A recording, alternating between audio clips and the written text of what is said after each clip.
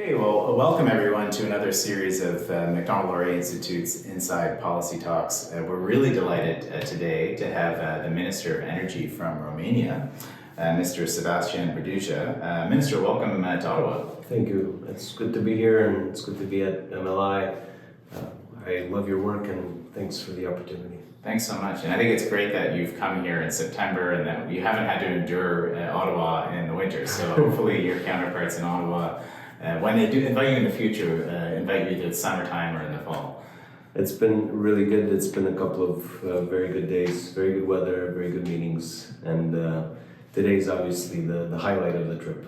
That's great, Minister. So if I could start, just a little bit of context of your trip to Canada. Yep. What are some of the objectives that you had coming into your visit here? What are some of the outcomes that you hope to achieve or that you may have already achieved? And then we can move into some of the other issues that you're focused on. Canada is very important for Romania, and I almost wish that more Canadians would know more about Romania and they would talk more about it. It's a special partnership that goes back to the 70s at least, if not even before that. I've been reading a bit about history, and it turns out that in the late 1800s, our king back then had a dentist who was Canadian, and he was one of the closest advisors to the king. But in the 70s, there was a very important collaboration that was started in the nuclear field. And Romania took a very wise decision back then, and the dividends pay off to today.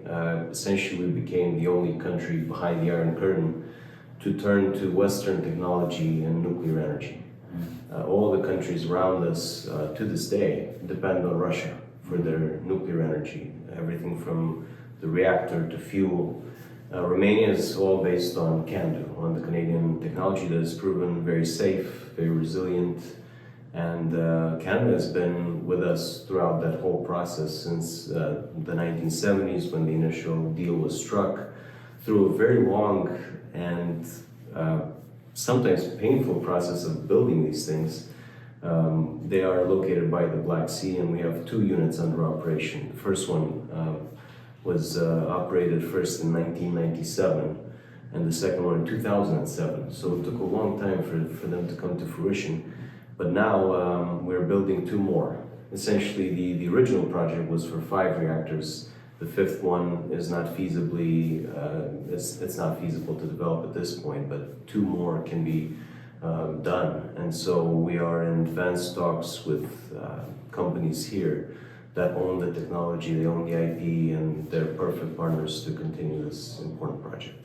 Well, that's great, and a very important context. And I want to use this as a hinge point to talk a little bit about Russia's war in Ukraine. Obviously, Romania is a frontline actor here, right, and the strategic space and strategic choices that Romania and Canada have faced prior to Russia's reinvasion in February 2022 are very different from now. Right. So looking specifically at the energy security realm, can you outline some of the moves that Romania has been playing to help our Ukrainian friends, but also to help other allies in the transatlantic space? Because I think this is a very critical issue. We're just reflecting on what has happened. Romania for many years has said, beware of Putin, beware of Russia. And it gives us some consolation to say today, we told you so. Obviously, we didn't imagine that Russia would simply invade Ukraine at that point, but it turns out that the Black Sea and Ukraine and the whole eastern flank of NATO have become critical points for security. Energy within that whole context is fundamental because Putin has used energy as a weapon in the past. He simply turned on and off the switch to provide energy resources to much of Europe, especially in the form of gas. But not only, as I mentioned, nuclear before. So Romania is lucky because we have a very diverse energy mix. We have a lot of hydro, about 35%, nuclear is 20%. We have a lot more green energy coming up, solar and wind. And we're phasing out coal, but we're balancing that out with other sources of energy. And so we're pretty much energy independent in the region, which is very, very unique. And frankly, we got lucky in that respect. So we've tried to do our part in helping Ukraine, and especially the Republic of Moldova, which is our neighbor and for many historical reasons very close to Romania. So we provided electricity, we provided gas, we provided them at subsidized prices, and we essentially helped the rest of Europe to come up with an alternative to Russian gas. We also took a very important decision to invest in offshore gas in the Black Sea.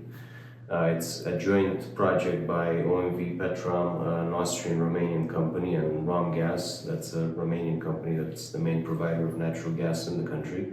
And it's a huge supply of natural gas. It's over 100 billion cubic meters, perhaps up to 200 billion cubic meters.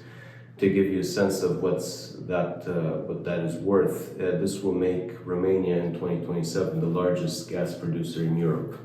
So much of that should provide for additional security for our region. But to sum up, I think we've, beyond doing our part in humanitarian aid and providing certain help with security needs for Ukraine, a lot of help has been in the form of energy flows, gas flows, increasing interconnections.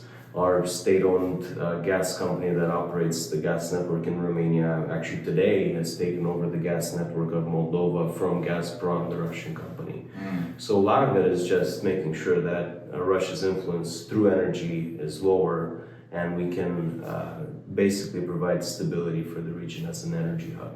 I think that's great. I mean, and I think your last point of Romania serving as an energy hub, I mean, again, not to name names, but several states and neighbors in Europe have made energy choices that have not proven to be successful for them. And I think Romania clearly is an example of the opposite, where you've made successful choices. Obviously, you have some geography that favors that as well. So going forward, is that going to be an important part of your dialogue with other states in NATO and also within the EU, is looking at the Romanian model, but also using yourself as a hub and a supply network, not just for your Ukrainian friends and for Moldova, but for others within the European Union? We've always pushed very hard for a transatlantic partnership. So that includes a very strong relationship between the EU, the US, Canada, among the allies. That has not unfortunately been the position of other EU member states, even in our immediate neighborhood, not to name any names. But we continue to watch very cautiously what some countries have done in that they keep providing Putin with a platform, they keep having commercial relationships with Russia, even in the energy field. As far as Romania is concerned, we will keep pushing for a very close partnership across the Atlantic. I think joint security, joint economic development, joint cooperation in energy, all these can only be done as a team. Even more so in the context of Russia's invasion. So you can count on Romania to be a very strong voice on the eastern flank, pushing for that partnership and for the involvement of North America together with Europe in solving these challenges. If we can pivot just for a second to the 3 Cs initiative, and I understand that Romania just hosted a significant forum earlier this month in Bucharest on the business forum with regard to the 3 Cs initiative. Can you explain to the Canadian audience a little bit, first of all, what is the 3 Cs initiative, how this could link to Canada, and from a business energy perspective, where Romania fits in? The 3 Cs initiative essentially brings together Central and Eastern European countries on the eastern flank. The idea behind it is to encourage joint positions as well as economic development through better connectivity.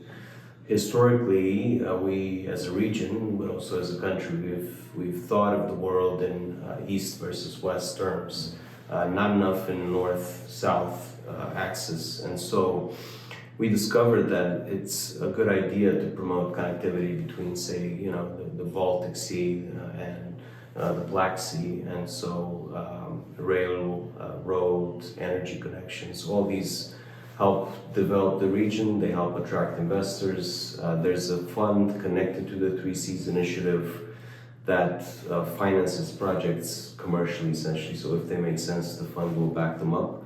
And for our region, it's a way to position ourselves with a stronger voice and say, hey Ottawa, hey Washington, hey London, hey the rest of the world, this part of the world matters. And right now, of course, we're in the front lines. Ukraine is fighting for its own survival, but really fighting for the rest of Europe as well. So we want to make sure that they receive all the support they can get. I think that's great, and in my mind, and something the Institute has been focused on as well, is looking at how Canada engages in the world. Traditionally, we've been very tethered to a multilateral engagement with some of the big forums, obviously United Nations, NATO, etc. But looking at some of these regional or mini-lateral groupings and the importance of engaging with something like the Three Seas Initiative, I think is very important and instructive for Canada. It doesn't mean that we don't have the other multilateral engagements, many of them with our Romanian friends as well. But I see the importance of this sort of engagement as well. So, Minister, I think unfortunately that's all the time we have for today. I know there's so many other issues that we could get into here. There's a wealth of topics, but I do appreciate your time. Thank you very much. And look forward to welcoming you back to Ottawa. Thanks, and come to Bucharest as well. I hear you're coming soon, so I'll look forward to it. I think you'll enjoy it. Thanks so much.